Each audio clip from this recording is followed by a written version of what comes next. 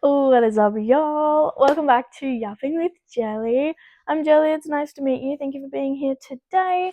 I kind of want to touch on the subject of like diagnoses, getting diagnosed, and whether I think it is important or not. This is in regards to things like autism and ADHD mainly, kind of a little bit to do with anxiety, but not as much. And now this is because, now bear with me on this, there's a lot of people with autistic tendencies and ADHD tendencies, and it's very much of a spectrum. It is really hard to get a diagnosis of autism or ADHD sometimes because it is such a large spectrum and such a broad basis of symptoms. Some people, it is very easy to go, oh, they are fully, like, they're autistic 100%. And there's other people that for ADHD, they're like, oh, yes, I need to get a diagnosis because, like, it is affecting my day-to-day functionality in life. That I understand getting a diagnosis for.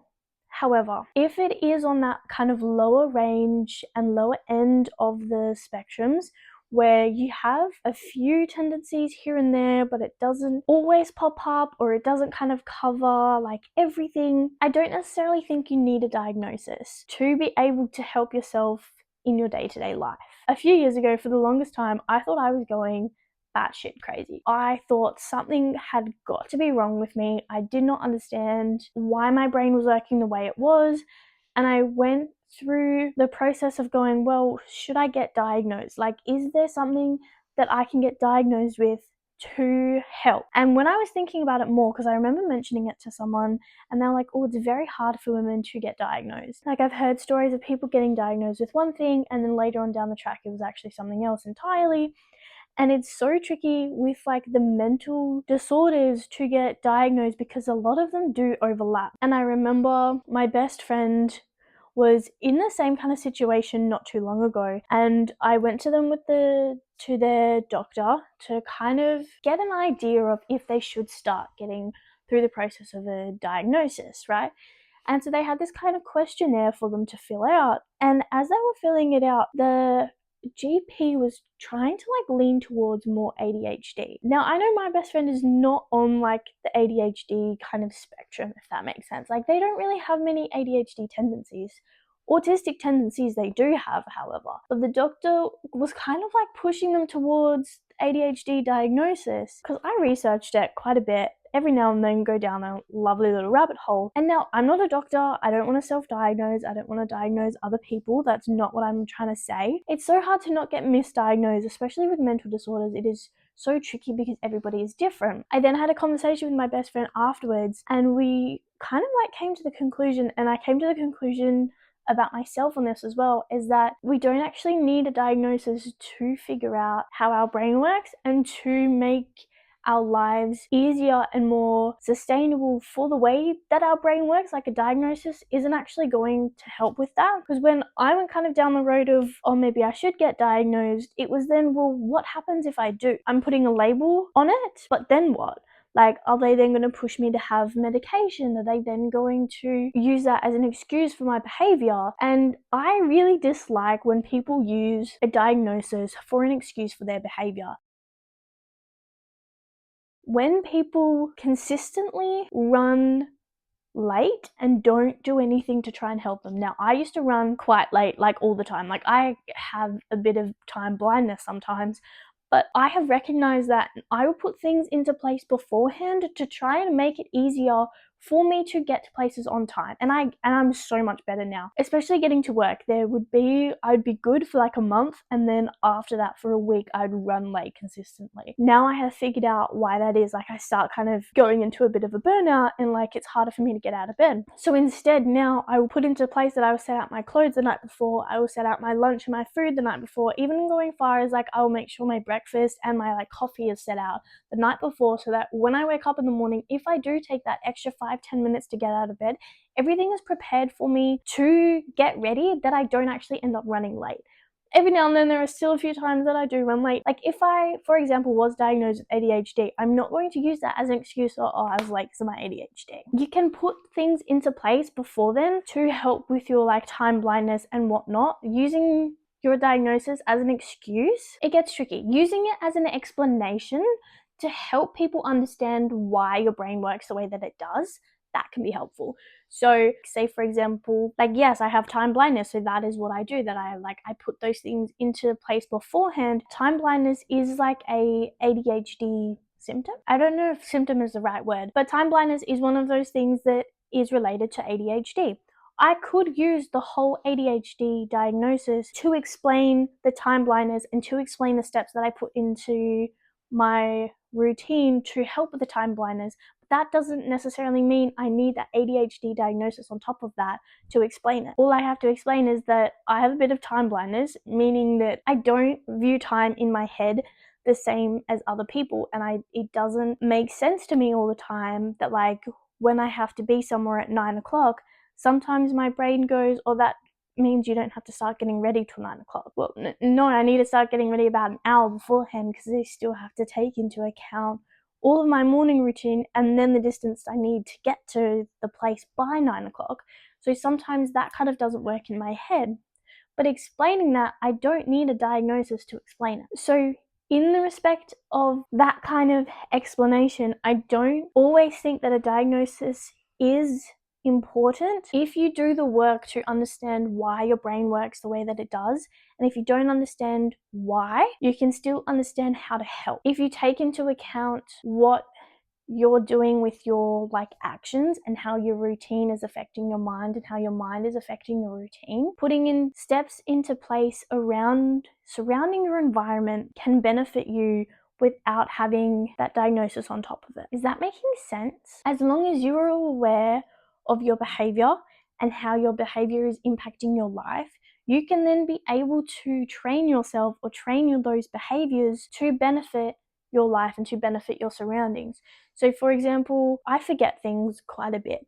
So I will write a lot of things down and I will put sticky notes places to make sure I remember things. For my uni stuff, on my cover of my exercise book that I write all my notes in, I would have put sticky notes on the front cover of that of when my first assignments are due, so that I know as a proper visual every time that I go to open up my book, I have assignment due in a month. I need to get started on that, because otherwise it gets to a week beforehand and I go, fuck, I have an assignment. But if I have that visual constant reminder, it's so much easier to remember. My morning routine, I will put everything that I need in the morning to get ready in the same place, so that if I forget one thing to do in my morning routine, it's going to be right in front of me with everything else that I actually physically cannot forget. So say in the morning I need to brush my hair, put moisturizer on my face, and I put mascara on. I will never forget to brush my hair because everyone's got fucking bad hair in the morning, right? So I put my moisturizer and my mascara next to my hairbrush in the same place every single morning. So that is where they live. It's not exactly like OCD perfect. I don't have, this is where my hairbrush sits, this is where my moisturizer sits, this is where my mascara sits. It's kind of all chucked in the same place. I'm not gonna lie. It is all just thrown in a little box, but that box does not move from where it is. So it's underneath my mirror, everything that I need in the morning goes there. That has been so helpful. And another thing is, before I leave the house, because I, again, am forgetful, I will look in the mirror just before I go and leave the house. Because you know how there have been times, I don't know if anybody else is like this, they'll go to walk out the door and they'll look down and they realize they don't have shoes on or they still got their slippers on. If I look in the mirror before I leave, I literally go through a checklist and I go, hair's brushed, mascara's on, jewelry's on, my clothes are on, I've got the correct clothes on, my shoes are on, I've got my bag, I've got my keys, my phone, and I will physically check the things that are on my body, that I've got in my hands, to make sure that I have everything. And there have been times where I've looked in the mirror and gone, I don't have shoes on, or I've looked in the mirror and gone, where are my keys? That is a very good visual for me, and that is something that I have found, and that is because of how I have forgotten things when I've left the house, or how I've got the time blindness thing. I have done the work beforehand and I've done the work in my head to go, okay, what is actually going to help me? And that has been so much more impactful than having a doctor tell me, you've got ADHD, here's some medication. I also bit of a controversial opinion here, but this is my opinion. I do not think that medication is always the best answer either. There are so many different reasons why, especially for women on medication. A lot of medication has been researched and based around the male body, the male anatomy, and the male hormones. So it is a lot more difficult and a lot harder for medication to actually work on women because of that instance and because of that fact. So that is one reason why I don't like medication.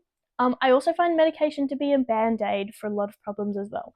I do understand in some respects that it is needed, and it is like your brain literally cannot function on its own and you need something to help that. That I fully understand. I don't have like an argument against that. If it is just to like help for a little bit, like if you just need a little bit of a booster to help you get through the daily life for a little while, and then you be able to build on that and work on that and be able to do the work in your head to then slowly come off it, that I agree with, that I don't have a problem with either. But without doing that work in your own head, I do not think medication will be able to fix it.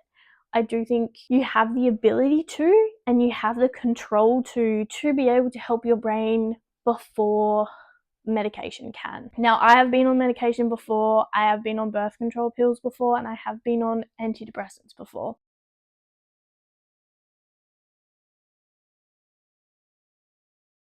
I did have them at the same time, and I personally did not like it. It kind of fucked my body up, I'm not gonna lie. And that is just me. I do know for some people that it has worked for them, like 100% as long as it works for you. Birth control pills are a completely different story. We may do a whole nother episode on that because I have a lot more opinions on that. For example though, when I was on, so my antidepressants that I was on sertraline. The thing that I found is that it kind of did like numb me. Like there was no highs and there wasn't lows normally until I until I was on the part of my menstrual cycle where my hormones became very imbalanced, and I found that my antidepressants actually heightened it. So that's why I stopped taking it in the end. That is also why I'm kind of against them a little bit.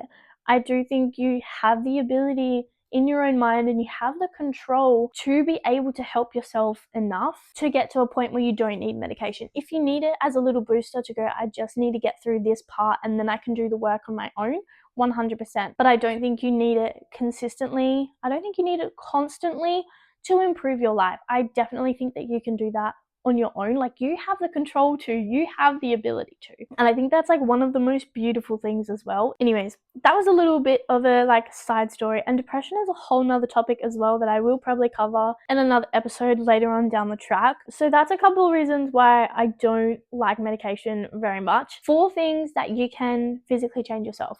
For like actual health, for physical health issues, that is a completely different story. I do think to a point that you can help yourself physically with medication as well. There are definitely some things you actually cannot help naturally. I might do the physical body and like medication and stuff in another episode as well. Because it can get so in depth and I don't want to like overload too much right now. And I don't want to try and combine so many points together, but they do definitely all kind of interrelate. So another really like powerful thing as well, a little bit of side story again, is that your mental and physical well-being are interconnected and are intertwined. There are so many studies and so many theories on that. If you have good physical health, you're more likely to have better mental health. If you have poor mental health, you're more likely to also have poor physical health. So they do definitely intertwine and combine and are kind of like all mixed into one. That is another topic as well that definitely kind of relates to everything. But if we kind of go back to the ADHD and autism diagnosis a little bit more, if you recognize a routine in yourself, like say for example you're a very messy person, but recently I've kind of had the like conclusion that if you have a messy space, you have a messy head, and that is also interrelated as well. If you have a kind of messy head, it will impact on how you live, and chances are you'll also have a messy space. And now I mean like a disorganized type space, and it's also when in your head is you've got so many, like I kind of call it tabs. Like you know how like when you're searching something like in a browser you open up a whole heap of different tabs. I kind of view that as well as like the thoughts in my head. Every thought is a tab. And the more tabs and the more thoughts that I have open, the cloudier and the messier my head gets. Being able to close off those tabs and have only a few of them open at a time clears it up and clears up my head. So the same kind of thing with my space. If I have too many thoughts about what I want to do with my space and I end up pulling a whole heap of things out, that is how my space gets messy. So being able to close off those tabs and being able to complete those tasks to keep it clean definitely helps like it all kind of get together, if I'm kind of making any sense. So recognizing where your patterns are and where your routines are and how your place gets messy or how your head gets messy is kind of the first step in helping yourself, is recognizing those patterns and those thought processes. Understanding them a little bit more and how they are impacting your life is, I reckon, kind of the next step. Say when I like come home and I have my shoes on, I like kick my shoes off at the front door and then I forget about them. I'll like put a new pair of shoes on, go out, come back, kick them off against the front door, and then all of a sudden I have this massive pile of shoes in the front door. The first step is recognizing, okay, this pile of mess is actually affecting me. This is actually making my head messy. Every time I leave, every time I come home, that pile of shoes is like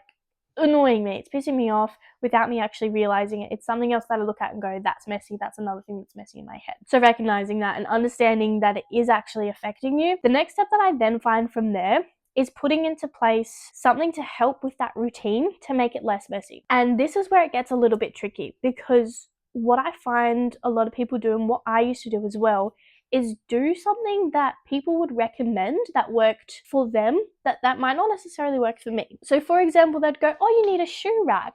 I keep mine in my bedroom. You should put like a shoe rack in your bedroom. Except I already keep all my shoes in my bedroom and I still have the problem that I'm chucking them off in the front door. That's actually not going to solve the problem. It's just going to mean that I have another extra thing in my bedroom that's not going to be used. If I put that shoe rack at the front door where I kick my shoes off, I'm going to be more inclined to use it because it's already a part of my routine. Now it just has somewhere to go. I think that's actually a thing. It's called like house mapping, I want to say. I can't quite, don't quote me on that either. I don't know if it's really a theory or if it's a study. I don't really know what it is, what it's exactly scientifically called. But it's pretty much like if you find a habit that your household is doing, either put something in the way that prevents that habit. My nose is running. I think I'm getting a little bit sick. So if you see boogers coming out of my nose, no, you didn't. It's just a lie. If you end up with like a routine in your household and you find, shoes going on the floor and you don't want it, you either put something like a structure there that is going to prevent you from that habit. So like say instead of putting a shoe rack there, you put a plant there because you're like, I don't want anything in this space. You put a plant there, then you actually have to physically move your shoes because there's a plant in the way. You can't put your shoes there. Another thing is then, well, okay, I do actually want to put my shoes there. Let's put something there to put my shoes on. So that kind of works. I saw someone doing it with laundry. When they had walked out of their bathroom, everyone was kind of just like dumping towels or clothes or something right outside the bathroom. So they had put something like this was like an indoor house plant or like a fake plant. They put that there, so then they actually had to like, oh, I actually need to put these away. Or then they put a laundry hamper there instead, so you chucked it in the hamper, easier to move, conceals it a little bit more. So it's putting those things into place to help with your day-to-day life. And to do that, like understanding yourself, understanding your routine, figuring out what's going to work, what's going to not, you don't actually need a diagnosis for that. You don't need someone telling you, oh, you have ADHD, so good luck with life. In some aspects, it's good to have that, oh, you have ADHD, that's probably going to affect your life. And that might then trigger you to go, oh, okay, well then maybe I'll look up ADHD hacks. Or maybe like I can go to connect with other people with ADHD to see what's helped them.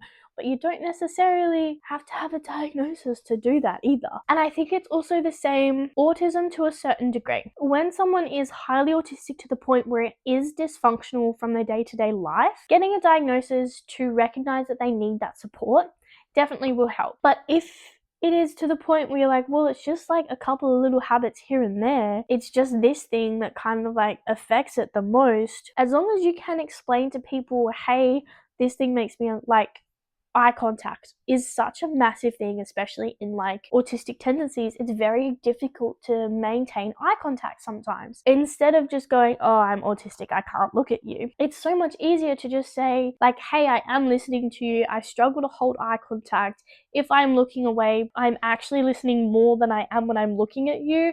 Like, looking at you in the eyes actually kind of makes me uncomfortable. It's nothing to do with you. It is all to do with me and what's in my head. I will try and look at you as much as I can, but if I look away, I am still listening. Just having that little communication and just having that little talk to go, I'm not trying to be rude, I'm not trying to be disrespectful, I am still listening. I'm just struggling to look at you at the moment. Like, I'm struggling to make that eye connection at the moment. Most people will go, oh yeah, that's fine, like, thanks for telling me, like, I just didn't want to be like losing you in the conversation or anything. Like, I think that is more impactful than using it as an excuse. Or, for example, like, I find as well with some people is that they interrupt. Like, you know, when you're having a conversation with someone and all of a sudden they just like interrupt.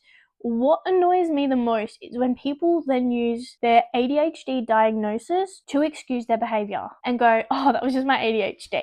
No, you can still understand when you want to say something to either go, oh, I've got a point to add to that. Like, I'll wait till you finish. Like, once you finish, let me know, because I want to, like, there's something that I really want to talk about. Or to go, like, blurt out and go, sorry for interrupting, just that needed to come out of my system, please continue with what you were talking about, I do actually want to hear what you're going to say. You can still train yourself to be respectful and to be mindful of other people. What annoys me is when people don't change their behavior that's actually disrespectful and just blame the diagnosis on it. Or when they just do, oh, that's just me, sorry. That's actually a behavior that you can change and you can work on so that you're actually not being disrespectful or harmful to the people around you. But yeah, they're the kind of main things that I think like affect other people. In your own head and in your own space though, working out what works best for you and then being able to understand it, help it, and then communicate it to other people, I think is the biggest thing. Like, I have found after I've worked with a lot of people, I need to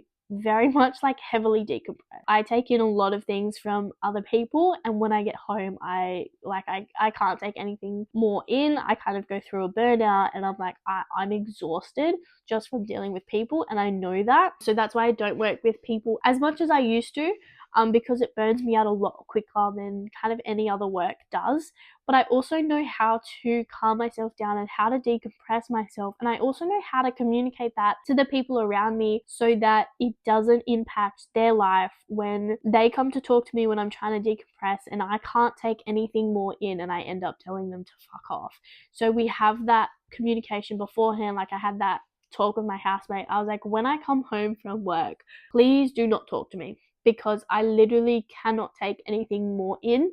I come home and I just need to have no social interaction. I need to chill.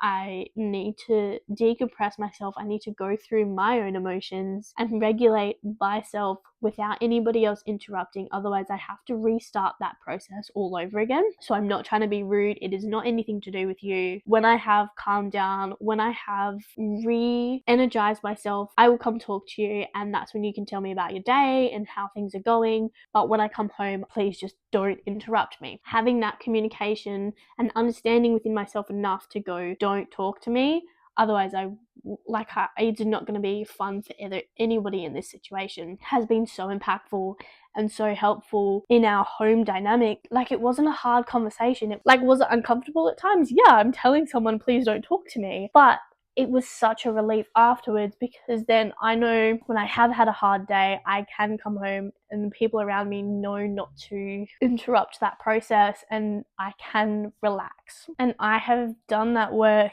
in my head, and I have done that trial and error of what is going to work, what isn't going to work type of thing to understand myself more. And I think it's been a lot easier to do that without having a diagnosis on top of it, because sometimes I do think having a label on it makes it harder, because so many of these mental disorders and things are so interconnected and so intertwined. It is hard to kind of dictate what is what, and not having a label on anything I find really helps to just be able to understand what works for me and what what doesn't work for me without having that label on top of me going, well, that should work for you, when it doesn't. Sometimes it is easier to explain to people having that label and going, I think this is a bit of an autistic tendency that happens to me, that like this is what I go through in my head, this is the steps, like this is kind of what happens when that does go through my head, but this is what I've put into place to help with it so that I can get through it. And sometimes it is easier for other people to understand if I do put a label on it. Otherwise, some people kind of look at you and go, but why? So having that go, well, I think it's an autistic tendency, that's why, has that effect to kind of go, oh, that makes a bit more sense. But then again, it is not also it's not also a necessity to have that label on top of it. It can just be that's just how my brain works. You know what I mean? And I think being able to just understand how your brain works in general and how it affects your day-to-day life is so impactful on its own that it doesn't need a label on top of it. Another kind of thing as well is like I work with quite a few children, and I do talk to quite a few parents as well, and by the sounds of it, it does seem like a lot of children that are coming through schools nowadays do have lots of ADHD tendencies and autistic tendencies, and I think it's mainly an attention thing. It is very easy to kind of put that ADHD diagnosis on children, except then they're kind of like stuck within this label, and instead of, it's gonna sound kind of mean, but bear with me on this, instead of training their behavior and training their mind to benefit their life and to benefit their schooling and their education, what it seems like to me is they're just chucking a label on it and like kind of going to the next one, if that makes sense. Like what kind of seems to be the situation from my point of view is that they, for example, they'll go, okay, well, this child struggles to pay attention in class, they're really disruptive, all they want to do is talk. The kind of parent goes, oh, that's because they have ADHD. And then they go, oh, okay. They just like put a label on their behavior without actually training their behavior or without actually being able to help them continuously be stimulated so that they can learn. So instead of it going, well, okay, they struggle to pay attention in class, so I've given them a fidget toy, or they've got like I know they used to do like rubber bands around the desk so that they can bounce their legs. They are really talkative, so I've given them a partner that they work together and they can talk through things, and I will like give them a certain amount of time that they can just talk it all out to work it out, and then they can go back to their individual work. I set that time frame for them. Or we've got like a quiet point in our class, and then we've got like an activity for 5 minutes to get all their energy out and to pump it all up again, and then to kind of bring them back down, go back to learning. And I do think that is happening a little bit more in schools now. I do see a lot more accommodation for children as well to help, and it is so hard. And like I'm not in physical classrooms, so I can't really speak for classrooms or for home. Like I don't have children on my own, but I do have like family members, and I work with a lot of kids. From so many parents that I seem to talk to, they just chuck a label on it without kind of further understanding it and without further working with it.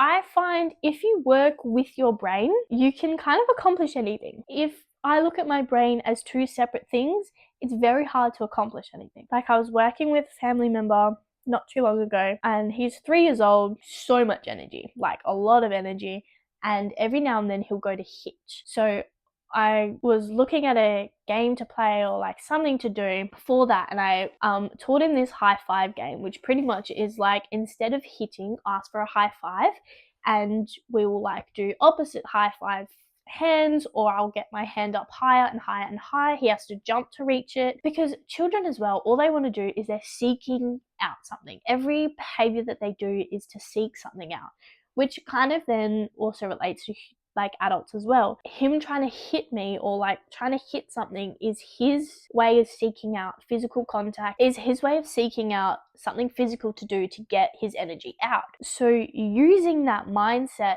to turn it into a game helped him calm down that destructive tendency almost. Like he still hit something, but instead of it being a harmful way, it was in a game. And it was turning that behavior into something else that was still along those lines. You know what I mean? Like he also does a thing, if he gets too angry, he hops. So his mum put that into place. That was like, what do you do when you're angry? He hops, because it uses that energy to build out and also that coordination. It changes his brain and to thinking about something else and focusing his energy on something else, you can then take that as an adult as well. And yeah, so we like redirected that mindset for him. He's 3 years old and he's very high energetic. We make jokes that he's got ADHD. If we were actually to say go through an ADHD diagnosis before he even goes into schooling, he has that label for the rest of his life, where it might not actually be necessary, because if there is enough training of his brain in the sense of recognizing his behavior and being able to work with that behavior to either turn it into something else or use that behavior for something